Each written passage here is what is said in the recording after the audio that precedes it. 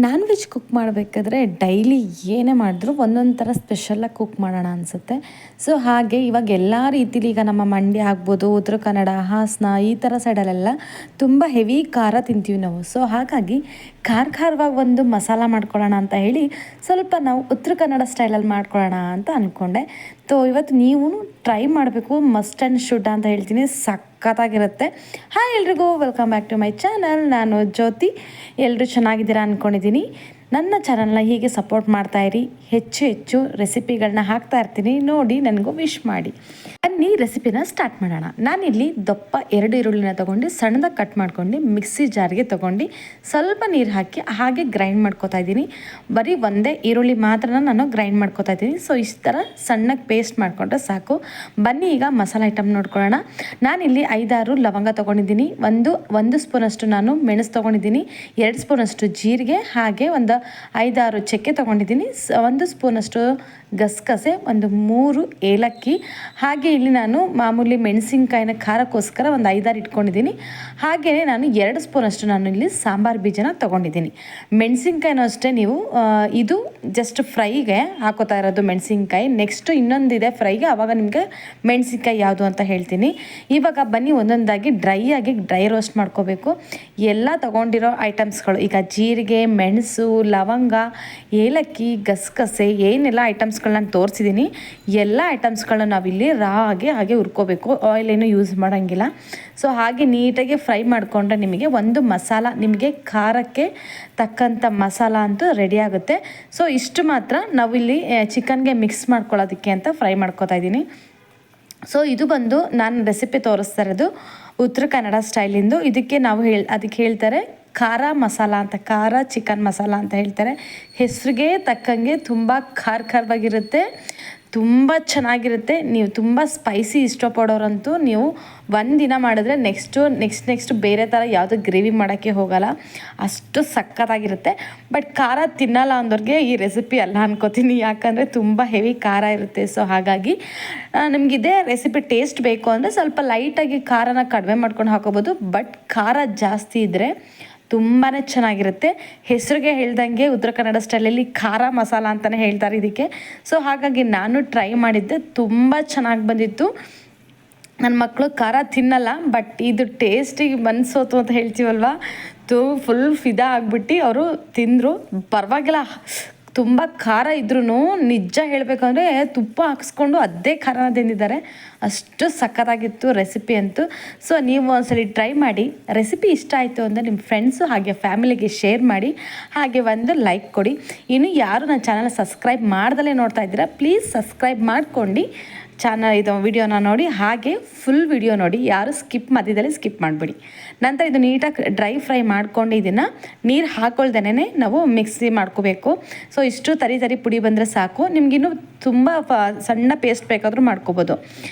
ನಂತರ ನಾನಿಲ್ಲಿ ಗುಂಟೂರು ಮೆಣಸಿನ್ಕಾಯಿ ಹಾಗೆ ಬ್ಯಾಡಗಿ ಮೆಣಸಿನ್ಕಾಯಿನ ಒಂದು 6-7 ತೊಗೊಂಡಿದ್ದೀನಿ. ಖಾರಕ್ಕೆ ಅನುಗುಣವಾಗಿ ತೊಗೊಂಡು ಇದನ್ನು ಮತ್ತೆ ಬೇರೆ ಇದು ಬೇರೆ ಮಸಾಲ, ಇದನ್ನು ಫ್ರೈ ಮಾಡಿಕೊಂಡು ಇದನ್ನು ಅಷ್ಟೇ ನಾವು ಸ್ವಲ್ಪ ನೀರು ಹಾಕಿ ಪೇಸ್ಟ್ ಮಾಡ್ಕೋಬೇಕು. ನೀರು ಬೇಡ ಅಂದರೆ ಹಾಗೂ ಪೇಸ್ಟ್ ಮಾಡ್ಕೊಬಿಟ್ಟು, ಬಟ್ ನನಗಲ್ಲಿ ಅದು ಆ ಬೀಜ ಸಿಗುತ್ತಲ್ವ ಮೆಣಸಿನ್ಕಾಯ್ದು, ಸೊ ಅದು ಸಿಗಬಾರ್ದು ಅಂತ ನಾನಿಲ್ಲಿ ಸ್ವಲ್ಪ ನೀರು ಆ್ಯಡ್ ಮಾಡ್ಕೊಂಡು ಅದನ್ನು ರುಬ್ಕೊತೀನಿ. ನೀವು ಹಾಗೆ ಡ್ರೈ ಫ್ರೈನೂ ಮಾಡ್ಕೋಬೋದು, ಅದು ತುಂಬ ಚೆನ್ನಾಗಿರುತ್ತೆ. ಇದು ಬಂದು ಎಕ್ಸ್ಟ್ರಾ ಮಸಾಲ, ಇದು ಖಾರಕ್ಕೋಸ್ಕರನೇ ಹಾಕ್ಕೋತಾ ಇರೋದು ಮೆಣಸಿನ್ಕಾಯಿ. ಸೊ ಹಾಗಾಗಿ ಇದನ್ನು ಗ್ರೈಂಡ್ ಮಾಡಿ ಇಟ್ಕೋತೀನಿ. ಇದು ಸ್ಮಾಲ್ ಪೌಡ್ರ್ ಆದರೆ ಸಾಕು. ಸ್ವಲ್ಪ ನಾನು ನೀರು ಹಾಕೊಂಡು ಮಾಡ್ಕೊಂಡಿದ್ದೆ, ನಿಮ್ಗೆ ಈ ಥರ ಪೇಸ್ಟ್ ಕಾಣಿಸ್ತಾ ಇದೆ, ಬಟ್ ನೀವು ಹಾಗೇ ಮಾಡಿಕೊಂಡ್ರೂ ನಡೆಯುತ್ತೆ.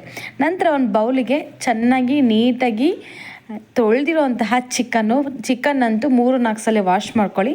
ಹಾಗಾಗಿ ನಾನು ತೊಳೆದಿಟ್ಕೊಂಡಿದ್ದೀನಿ. ನಾನು ಇಲ್ಲಿ ಬಂದು 1 kg ಚಿಕನ್ ತೊಗೊಂಡಿದ್ದೀನಿ. ಹಾಗೆ ನಂತರ ಇದಕ್ಕೆ ನಾವು ಏನು ಬೌಲಲ್ಲಿ ಇದು ಫ್ರೈ ಮಾಡಿ ಇಟ್ಕೊಂಡಿದ್ವಿ ಆ ಮಸಾಲೆನ ಹಾಕ್ಕೋತಾ ಇದ್ದೀನಿ. ಫಸ್ಟ್ ಮಾಡ್ಕೊಂಡಿದ್ವಲ್ಲ ಆ ಮಸಾಲಾನ ನೀಟಾಗಿ ಮಿಕ್ಸ್ ಮಾಡ್ಕೊಳ್ಳಿ. ಫಸ್ಟು ಕೈಯಲ್ಲಿ ಯಾವುದೇ ರೀತಿ ಸ್ಪೂನ್ ಬಳಸೋದಾಗಲಿ ನೀವು ಮಚ್ಚಿಗೆಕಾಯಿ ಹೇಳ್ತೀವಲ್ವ ಅದೆಲ್ಲ ಏನು ಯೂಸ್ ಮಾಡಿ ನೀಟಾಗಿ ಕೈಯಲ್ಲಿ ನೀವು ಮಿಕ್ಸ್ ಮಾಡಿ ಮ್ಯಾರಿನೇಟ್ ಮಾಡಿದ್ರೆ ಎಲ್ಲ ಆ ಪೀಸಸ್ಗಳಿಗೂ ನೀಟಾಗಿ ಮಸಾಲ ಹತ್ಕೊಂಡಿರುತ್ತೆ. ಸೊ ಇದಕ್ಕೆ ಬೇಕಾದ್ರೆ ನೀವು ಸ್ವಲ್ಪ ಸಾಲ್ಟ್ನ ಆ್ಯಡ್ ಮಾಡಿ ಹಾಕೋಬೋದು, ಬಟ್ ಸಾಲ್ಟ್ ಹಾಕೋತಾ ಇಲ್ಲ. ಇದು ನೆಕ್ಸ್ಟು ಚಿಕನ್ ಅಂದರೆ ಚೆನ್ನಾಗಿ ಗ್ರೇವಿಗೆ ಅಂಟ್ಕೊಳ್ಳುತ್ತೆ ಯಾವಾಗ ಹಾಕಿದ್ರೂ ಉಪ್ಪು. ಸೊ ಹಾಗಾಗಿ ನಂತರ ಈಗ ನಾನು ಖಾರದ್ದು ಮಾಡಿ ತೋರಿಸಿದೆ ಅಲ್ವಾ ಮೆಣಸಿನ್ಕಾಯ್ದು ಪೌಡ್ರು, ಈಗ ಅದನ್ನು ಸಮೇತ ಹಾಕ್ಕೊಂಡು ಇದಕ್ಕೆ ಪೇಸ್ಟ್ ಮಾಡಿ ಹಾಕ್ಕೊಂಡು ನೀಟಾಗಿ ಮಿಕ್ಸ್ ಮಾಡ್ಕೊತಾ ಇದ್ದೀನಿ. ನಾವು ಕೈಲಿ ಮಿಕ್ಸ್ ಮಾಡೋದ್ರಿಂದ ನೀಟಾಗಿ ಕೈಲಿ ಹತ್ಕೊಳ್ಳುತ್ತೆ, ಅದು ನೀಟಾಗಿ ಮಸಾಲೆ ಚಿಕನ್ನಿಗೆ ತುಂಬ ಚೆನ್ನಾಗಿ ಹತ್ಕೊಂಡು ನೀಟಾಗಿ ಕೈ ಆಡಿಸೋದ್ರಿಂದ ನಿಮಗೆ ನೆಕ್ಸ್ಟು ಬೇರೆ ನಾವೇನೂ ಮಸಾಲೆ ಹಾಕೋದಿಲ್ಲ ಮಧ್ಯದಲ್ಲಿ. ಸೊ ಹಾಗಾಗಿ ಈಗಲೇ ಚೆನ್ನಾಗಿ ಮಿಕ್ಸ್ ಮಾಡ್ಕೊಂಡು ಒಂದು 10 ನಿಮಿಷ, ಒಂದು 15 ನಿಮಿಷದಂಗೆ ಮುಚ್ಚಿಟ್ಬಿಟ್ಟು ಬಿಟ್ಟರೆ ನಿಮಗೆ ಫುಲ್ ಮ್ಯಾರಿನೇಟ್ ಆಗಿರುತ್ತೆ. ಸೊ ಅದು ರೆಡಿ ಆಗಿರುತ್ತೆ. ಸೊ ನೋಡಿ ತೋರಿಸ್ತಾ ಇದ್ದೀರಿ, ಈ ಥರ ಕೈಲಿ ಮಸಾಲೆ ಅಂಟ್ಕೊಂಡು ತುಂಬ ಖಾರ ಇರುತ್ತೆ. ಸೊ ಗ್ಲೌಸ್ ಬೇಕಾದ್ರೆ ಯೂಸ್ ಮಾಡ್ಕೊಳ್ಳಿ, ಕೈ ಉರಿ ಬರುತ್ತೆ. ಸೊ ನನಗೆ ಫಸ್ಟ್ ಹಂಗೆ ಅನ್ನಿಸ್ತು, ಬಟ್ ಕೈಲಿ ಇರೋದ್ರ ಏನೋ ಚಿಕನ್ ತಿನ್ನಬೇಕು ಅಂದಾಗ ಅದ್ರದ್ದು ಸ್ವಲ್ಪ ಸಿಂಪ್ಟಮ್ಸ್ ನಿಮಗೆ ಗೊತ್ತಾಗಬೇಕಲ್ವ. ಸೊ ಹಾಗಾಗಿ ನೀಟಾಗಿ ಮುಚ್ಚಿ ಒಂದು 10 ನಿಮಿಷ ಬಿಟ್ಟು ಸೈಡಿಗೆ ಇಟ್ಟಿದ್ದೀನಿ. ನಂತರ ಇಲ್ಲಿ ಬಾಣಲೆ ತೊಗೊಂಡಿದ್ದೀನಿ. ನೀವು ಇದು ಬಾಣಲೆನೇ ಮಾಡಬೇಕು, ನೀವು ಎಕ್ಸ್ಟ್ರಾ ಕುಕ್ಕರೆಲ್ಲ ಮಾಡ್ತೀನಿ ಅಂದರೆ ಚೆನ್ನಾಗಲ್ಲ. ಸೊ ಹಾಗಾಗಿ ತೋರಿಸ್ತಾ ಇದ್ದೀನಿ. ಬಾಣಲೆಗೆ ಸ್ವಲ್ಪ ನಾನು 2-3 ಟೇಬಲ್ ಸ್ಪೂನಷ್ಟು ನಾನು ಆಯಿಲ್ನ ಹಾಕೋತಾ ಇದ್ದೀನಿ. ಸೊ ಆಯಿಲ್ ಹಾಕಿ ಅದನ್ನು ಒಂದು 2 ನಿಮಿಷ ಬಿಟ್ಟರೆ ನಿಮಗೆ ಬಿಸಿ ಬರುತ್ತೆ. ಆಯಿಲ್ ಹಾಕೋಬೇಕಾದ್ರೆ ನೀವು ಸ್ವಲ್ಪ ಲೋ ಫ್ಲೇಮಲ್ಲೇ ಇಟ್ಕೊಂಡು ಹಾಕ್ಕೊಳ್ಳಿ, ಯಾಕಂದರೆ ನೆಕ್ಸ್ಟ್ ನಾವು ಈರುಳ್ಳಿ ಪೇಸ್ಟ್ನ ಹಾಕಬೇಕಾಗಿರೋದ್ರಿಂದ ಸೊ ತುಂಬ ಬಿಸಿ ಆದರೆ ಚೆನ್ನಾಗಲ್ಲ. ಸೊ ಹಾಗಾಗಿ ನಂತರ ಇವಾಗ ನಾನು ಈರುಳ್ಳಿ ಏನು ರುಬ್ಬಿಟ್ಕೊಂಡಿದ್ವಿ ಫಸ್ಟ್ ಸ್ಟಾರ್ಟಿಂಗಲ್ಲಿ ಅದನ್ನು ಈಗ ಹಾಕಿ ನೀಟಾಗಿ ಎಣ್ಣೆಯಲ್ಲಿ ಮಿಕ್ಸ್ ಮಾಡ್ತಾಯಿದ್ದೀನಿ. ಇದು ಒಂದು ಮಿಕ್ಸ್ ಅಂದರೆ ನೀವು ಇದನ್ನು ಚೆನ್ನಾಗಿ ಮಿಕ್ಸ್ ಮಾಡ್ಕೊಂಡು ನೀವು ಆಯಿಲಲ್ಲಿ ನೀವು ಈರುಳ್ಳಿನ ತುಂಬ ಚೆನ್ನಾಗಿ ಹುರಿದ್ರಂತೂ ಮಸಾಲೆ ತುಂಬ ಚೆನ್ನಾಗಿ ಬರುತ್ತೆ. ಸೊ ಹಾಗಾಗಿ ಫಸ್ಟು ನಾವು ಮಾಡಬೇಕಾಗಿರೋ ಕೆಲಸ ಇದನ್ನು ಚೆನ್ನಾಗಿ ಹುರ್ಕೋಬೇಕು, ಅಂದರೆ ಎಣ್ಣೆಯಲ್ಲಿ ಚೆನ್ನಾಗಿ ಕೈ ಆಡಿಸ್ಬೇಕು. ಸೊ ಇವಾಗ ನೀವು ಮೀಡಿಯಮ್ ಫ್ಲೇಮಲ್ಲಿ ಆನ್ ಮಾಡ್ಕೊಂಡು ನೀವು ಇದನ್ನು ಫ್ರೈ ಮಾಡ್ಕೋಬೋದು. ಇದು ಹಸಿ ವಾಸನೆ ಹೋಗೋ ತನಕ ನೀವು ಇದೇ ಥರ ಮಿಕ್ಸ್ ಮಾಡ್ತಾನೆ ಇರಬೇಕು. ಸೊ ಯಾಕಂದರೆ ಈರುಳ್ಳಿ ಹಸಿ ಸ್ಮೆಲ್ ಜಾಸ್ತಿ ಇರುತ್ತೆ, ಹಾಗಾಗಿ ಎಣ್ಣೆಯಲ್ಲಿ ಅದು ಚೆನ್ನಾಗಿ ಅಂದರೆ ಚೆನ್ನಾಗಿ ಫ್ರೈ ಆದರೆ ನಿಮಗೆ ರೆಸಿಪಿ ತುಂಬ ಸಖತ್ತಾಗಿ ಬರುತ್ತೆ. ಸೊ ಹಾಗಾಗಿ ಇದಕ್ಕೆ ಸ್ವಲ್ಪ ನಿಮಗೆ ಟೈಮ್ ಹಿಡಿಯುತ್ತೆ, ಯಾಕಂದರೆ ಅದು ಈರುಳ್ಳಿ ಬೇಗ ಅಷ್ಟು ಹಸಿ ವಾಸನೆ ಹೋಗಲ್ಲ ಎಣ್ಣೆಯಲ್ಲಿ. ಸೊ ತುಂಬ ಹೊತ್ತು ಸ್ವಲ್ಪ ಒಂದು 5 ನಿಮಿಷ, ಒಂದು 10 ನಿಮಿಷ ನೀಟಾಗಿ ಚೆನ್ನಾಗಿ ಅದು ಹಾಕಿದ್ರೆ ಫ್ರೈ ಮಾಡಿದ್ರೆ ಚೆನ್ನಾಗಾಗುತ್ತೆ. ನೆಕ್ಸ್ಟ್ ಈ ಥರ ಕುದಿ ಬರ್ತಾ ಇರುತ್ತೆ, ಅವಾಗ ನೀವು ಒಂದು ಟೇಬಲ್ ಸ್ಪೂನಷ್ಟು ಅರಿಶಿನ ಹಾಗೆ 1 ಟೇಬಲ್ ಸ್ಪೂನಷ್ಟು ನಾನಿಲ್ಲಿ ಉಪ್ಪನ್ನು ಹಾಕೋತಾ ಇದ್ದೀನಿ. ರುಚಿಗೆ ತಕ್ಕಷ್ಟು ಹಾಕ್ಕೊಳ್ಳಿ. ನಾನು ಫಸ್ಟ್ ಹಾಕೋತಾ ಇದ್ದೀನಿ, ನಂತರ ನನ್ನ ಟೇಸ್ಟ್ ನೋಡ್ಕೊಂಡು ಮತ್ತೆ ಸಾಲ್ಟ್ನ ಆ್ಯಡ್ ಮಾಡ್ತೀನಿ.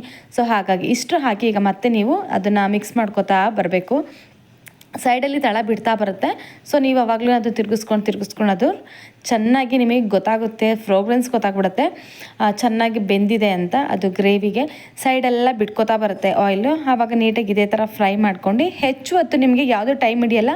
ಸೊ ಇದೊಂದು ಈರುಳ್ಳಿದು ಪೇಸ್ಟ್ ಫ್ರೈ ಮಾಡಬೇಕಾದ್ರೆ ಸ್ವಲ್ಪ ನಿಮಗೆ ಟೈಮ್ ಹಿಡಿಯುತ್ತೆ, ಯಾಕಂದರೆ ಟೇಸ್ಟ್ ಚೆನ್ನಾಗಿ ಬರಬೇಕು ಅಂದರೆ ಸ್ವಲ್ಪ ಟೈಮ್ ಹಿಡಿಯುತ್ತಲ್ವ. ಸೊ ಹಾಗಾಗಿ ತುಂಬ ಜನ ತುಂಬ ವೆರೈಟಿ ಥರ ಮಾಡ್ತಾರೆ. ಸೊ ಹಾಗಾಗಿ ನಾವು ನಾನ್ ವೆಜ್ ಪ್ರಿಯರ್ಗೆ ಇದು ಬೆಸ್ಟ್ ರೆಸಿಪಿ ಅಂತ ಹೇಳ್ತೀನಿ. ಸೊ ಟ್ರೈ ಮಾಡಿ, ಮಸ್ಟ್ ಆ್ಯಂಡ್ ಶುಡ್ ಅಂತ ಹೇಳ್ತಾ ಇದ್ದೀನಿ. ಇಷ್ಟ ಆದರೆ ನೀವು ಫ್ರೆಂಡ್ಸ್ ಫ್ಯಾಮಿಲಿಗೆ ಶೇರ್ ಮಾಡಿ. ಹಾಗೆ ಇವಾಗ ನೋಡಿ ತಳ ಬಿಡ್ತಾ ಇದೆ, ಇಷ್ಟು ತಳ ಬಿಡ್ಕೊಬಂದರೆ ನಿಮಗೆ ಮಧ್ಯಕ್ಕೆ ಬಂದುಬಿಡುತ್ತೆ, ಗೊತ್ತಾಗ್ಬಿಡುತ್ತೆ ನಿಮಗೆ. ಇಷ್ಟು ಫ್ರೈ ಮಾಡಿಕೊಂಡ್ರೆ ಸಾಕು. ನಂತರ ಇದಕ್ಕೆ ನಾವು ಎಕ್ಸ್ಟ್ರಾ ಏನು ಟೊಮೆಟೊ ಯಾವುದನ್ನು ಯೂಸ್ ಮಾಡ್ತಾ ಇಲ್ಲ. ನೆಕ್ಸ್ಟ್ ಇದಕ್ಕೆ ನಾನೀಗ ಶುಂಠಿ ಬೆಳ್ಳುಳ್ಳಿ ಪೇಸ್ಟ್ನ ಆ್ಯಡ್ ಮಾಡ್ಕೋತಾ ಇದ್ದೀನಿ. ಶುಂಠಿ ಬೆಳ್ಳುಳ್ಳಿ ಪೇಸ್ಟು ಸಮೇತ ಹೇಳ್ತಾ ಇದ್ದೀನಿ. ಸೊ ಇದು ನೀವು ಆಗಲೇ ಮಾಡಿಕೊಂಡ್ರೆ ತುಂಬ ಚೆನ್ನಾಗಿರುತ್ತೆ. ಒಂದು ಇಕ್ಲದಷ್ಟು ಶುಂಠಿ ತೊಗೊಂಡು, ಅಲ್ಲ 1-2 ಇಂಚು ಶುಂಠಿ ತೊಗೊಂಡು 1 ಇಕ್ಲದಷ್ಟು ನೀವು ಬೆಳ್ಳುಳ್ಳಿ ತೊಗೊಂಡ್ರೆ ಅದು ನೀಟಾಗಿ ಮಿಕ್ಸಿ ಜಾರ್ಗೆ ಹಾಕ್ಕೊಂಡು ನೀವು ಪೇಸ್ಟ್ ಮಾಡಿಕೊಂಡ್ರೆ ಸಾಕು.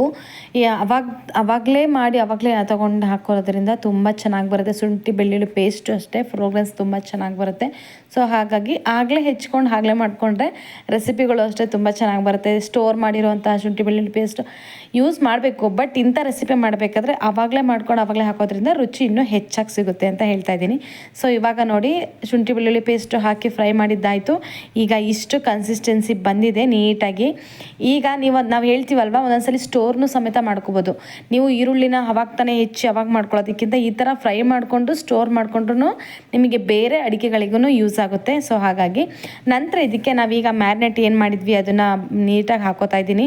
ಬಟ್ ನೋಡಿ ನಾವು ಎಷ್ಟೇ ಕೈ ಆ್ಯಡ್ ಮಾಡಿದ್ರೂ ಒಂದೊಂದಕ್ಕೆ ನೀಟಾಗಿ ಅಂಟ್ಕೊಂಡೇ ಇರಲ್ಲ ಮಸಾಲ. ಸೊ ಹಾಗಾಗಿ ನಾನು ಹೇಳ್ತಾ ಇದ್ದೀನಿ ಪದೇ ನೀಟಾಗಿ ಮ್ಯಾರಿನೇಟ್ ಮಾಡಬೇಕಾದ್ರೆ ಪೀಸಸ್ಗಳಿಗೂ ನೀಟಾಗಿ ಮಸಾಲೆ ಹಿಡಿಯೋ ಥರ ನೀವು ಮ್ಯಾರಿನೇಟ್ ಮಾಡ್ಕೊಳ್ಳಿ. ಸೊ ಹಾಗಾಗಿ ನಂತರ ಇದು ಫಸ್ಟ್ ಟೈಮ್ ಮಿಕ್ಸ್ ಮಾಡೋಕೆ ಹೋಗ್ಬಿಡಿ. ಈ ಥರ ಮಾಡಿಬಿಟ್ಟು ನೀವು ಒಂದು ಮೇಲ್ಗಡೆ ಇದನ್ನ ಮುಚ್ಚಿಬಿಟ್ಟು ಒಂದು 5 ನಿಮಿಷ ಬಿಡಿ. ಯಾಕಂದರೆ ಚಿಕನ್ನ ಸ್ವಲ್ಪ ಮಿಕ್ಸ್ ಮಾಡೋಕ್ಕಿಂತ ಮುಂಚೆ ಫಸ್ಟ್ ಇಷ್ಟು ಮಾಡ್ಕೊಂಡು ಬಿಟ್ಟರೆ ಅದ್ರದ್ದೇನು ಜ್ಯೂಸಿ ಅಂತ ಇರುತ್ತೆ ಅದು ಪೀಸಲ್ಲಿ ಅದು ನೀಟಾಗಿ ಬಂದಿರುತ್ತೆ. ಸೊ ಹಾಗಾಗಿ ನಂತರ ಇದಕ್ಕೆ ನಾನಿಲ್ಲಿ ನೋಡಿ ಇವಾಗ ಒಂದು 5 ನಿಮಿಷ ಬಿಟ್ಟಾದ್ಮೇಲೆ ನಾನಿಲ್ಲಿ ತಿರುಗಿಸ್ಕೊತಾ ಇದ್ದೀನಿ. ಸೊ ಹೀಗೆ ತಿರುಗಿಸ್ಕೊಳ್ಳೋದ್ರಿಂದ ನಿಮಗೆ ಚಿಕನ್ ಪೀಸಸ್ಗಳು ಬೇರೆ ಬೇರೆ ಆಗೋದೆಲ್ಲ ಚಾನ್ಸಸ್ ಕಡಿಮೆ ಸಿಗುತ್ತೆ. ಅದಕ್ಕೋಸ್ಕರ ನಂತರ ಇಷ್ಟು ಮಿಕ್ಸ್ ಮಾಡ್ಕೊಂಡು ಮತ್ತು ನಾನಿಲ್ಲಿ ಒಂದು 10 ನಿಮಿಷದಷ್ಟು ಬೇಯೋಗಿ ಬಿಡ್ತಾಯಿದ್ದೀನಿ. ಸೊ ನೋಡಿ 10 ನಿಮಿಷ ಆದಮೇಲೆ ನಿಮಗೆ ತೋರಿಸ್ತಾ ಇದ್ದೀನಿ. ಇಷ್ಟು ಬೆಂದಿದೆ, ಈ ಥರ ತೋರಿಸ್ತಾ ಇದ್ದೀನಿ. ಈಗ ಪೂರ್ತಿ ಬೆಂದಿರಲ್ಲ, ಅರ್ಧ ಬೆಂದಿರುತ್ತೆ. ಸೊ ಇವಾಗ ಒಂದ್ಸಲಿ ಮೇಲಿಂದ ಕೆಳಗೆ ಕೈ ಆಡಿಸ್ಕೊಳ್ಳಿ. ಇವಾಗ ನಿಮಗೆ ಗೊತ್ತಾಗ್ತಿದೆ ನೋಡಿ ಯಾವ ಥರ ಗ್ರೇವಿ ಬರ್ತಾಯಿದೆ ಅಂತ. ಫುಲ್ ಖಾರವಾಗಿ ಕಾಣಿಸ್ತಾ ಇದೆ. ಬಟ್ ಇಲ್ಲಿ ಕಲರ್ ನಿಮಗೆ ಈ ಥರ ಕಾಣಿಸ್ತಾ ಇದೆ, ಬಟ್ ತುಂಬ ನಿಮಗೆ ರೆಡ್ಡಿಶ್ ಆಗೇ ಬರುತ್ತೆ ಅದು. ಸೊ ನನ್ನ ಕ್ಯಾಮ್ರಾ ಕ್ವಾಲಿಟಿ ಸ್ವಲ್ಪ ಲೋ ಇರೋದ್ರಿಂದ ನಿಮಗೆ ಕಲರ್ ಈ ಥರ ಕಾಣಿಸ್ತಾ ಇದೆ ಅಷ್ಟೇ. ಸೊ ಅಡ್ಜಸ್ಟ್ ಮಾಡ್ಕೊಳ್ಳಿ. ನಂತರ ಇದಕ್ಕೆ ನಾನಿಲ್ಲಿ ನಾವು ಏನು ಕಲಸಿಟ್ಕೊಂಡಿರ್ತೀವಿ ಮಸಾಲೆ, ಅದಕ್ಕೆ ಸ್ವಲ್ಪ ನೀರು ಹಾಕ್ಕೊಂಡಿದ್ದೀನಿ. ಸೊ ಎಷ್ಟು ಬೇಕು ಗ್ರೇವಿ ಕನ್ಸಿಸ್ಟಿಗೆ ಅಷ್ಟು ನೀವು ನೀರು ಹಾಕ್ಕೊಳ್ಳಿ. ತುಂಬ ಗಟ್ಟಿ ಮಾಡ್ಕೊಳಕ್ಕೆ ಹೋಗ್ಬೇಡಿ. ಇಷ್ಟ ಇರೋರು ಗಟ್ಟಿ ಮಾಡ್ಕೊಂಡು ಹಾಗೆ ಚಪಾತಿಗೆ ತಿನ್ಬೋದು. ಬಟ್ ನಮಗೆ ಅನ್ನಕ್ಕೆ ಬೇಕು ಅನ್ನೋರು ಈ ಥರ ಸ್ವಲ್ಪ ಗ್ರೇವಿ ಥರ ಮಾಡ್ಕೊಳ್ಳಿ. ನಂತರ ಇಲ್ಲಿ ನಾನು ಇದಕ್ಕೆ ಸ್ವಲ್ಪ ಒಂದು ಅರ್ಧದಷ್ಟು ನಿಂಬೆನ ರಸನ ಹಾಕೋತಾ ಇದ್ದೀನಿ. ನಂತರ ಇಲ್ಲಿ ಕಟ್ ಮಾಡ್ಕೊಂಡಿರೋಂತಹ ಕೊತ್ತಂಬರಿ ಹಾಗೂ ಪುದೀನೂ ಸಮೇತ ಆ್ಯಡ್ ಮಾಡ್ಕೋತಾ ಇದ್ದೀನಿ. ಸೊ ಇವಾಗ ಈ ಥರ ಹಾಕಿ ಒಂದು 10 ನಿಮಿಷ ನೀವು ಮುಚ್ಚಿದ್ರೆ ಸಾಕು. ನಿಮಗೆ ಬೆಂದಿರುತ್ತೆ, ನೀಟಾಗಿ ಬೆಂದಿರುತ್ತೆ. ಇಷ್ಟು ಖಾರದಲ್ಲಿ ಬೇಗ ಬೆಂದೋಗುತ್ತೆ ಮಸಾಲ. ಸೊ ಹಾಗಾಗಿ ನೋಡಿ ತೋರಿಸ್ತಾ ಇದ್ದೀನಿ. ಇವಾಗ ಮಸಾಲ ಸಖತ್ತಾಗಿ ರೆಡಿಯಾಗಿದೆ. ನಾನು 10 ನಿಮಿಷ ಬಿಟ್ಬಿಟ್ಟು ನಿಮಗೆ ತೋರಿಸ್ತಾ ಇದ್ದೀನಿ. ಸೊ ಇಷ್ಟು ನೀಟಾಗಿ ಗ್ರೇವಿ ಬರುತ್ತೆ ಕನ್ಸಿಸ್ಟೆನ್ಸಿ. ನನಗೆ ಚಪಾತಿಗಂತೂ ತುಂಬ ಚೆನ್ನಾಗಿತ್ತು, ಬಟ್ ಅನ್ನಕ್ಕಂತೂ ನೀವು ಟೇಸ್ಟ್ ಮಾಡಿದ್ರೆ ಸಖತ್ತಾಗಿರುತ್ತೆ. ನೋಡಿದ್ರೇ ಬಾಯಲ್ಲಿ ನೀರು ಬರ್ತಾಯಿದೆ. ಸೊ ನೀವು ಒಂದ್ಸಲಿ ಟ್ರೈ ಮಾಡಿ. ಇಷ್ಟ ಆಯಿತು ಅಂದರೆ ರೆಸಿಪಿನ ನನ್ನ ಫ್ಯಾಮಿಲಿ ಫ್ರೆಂಡ್ಸಿಗೂ ಶೇರ್ ಮಾಡಿ. ಹೀಗೆ ಸಪೋರ್ಟ್ ಮಾಡ್ತಾಯಿರಿ. ಸೊ ರೆಸಿಪಿ ಮಾಡಿರೋರು ಒಂದ್ಸಲಿ ಕಮೆಂಟ್ ಮಾಡಿ ಹೇಳಿ ಚೆನ್ನಾಗಿತ್ತೋ ಇಲ್ವೋ ಅಂತ. ನಮಗೂ ನೆಕ್ಸ್ಟ್ ರೆಸಿಪಿ ಮಾಡ್ಬೇಕಾದ್ರೆ ಒಂದು ಹುಮ್ಮಸ್ ಸಿಗುತ್ತೆ. So thank for the watching.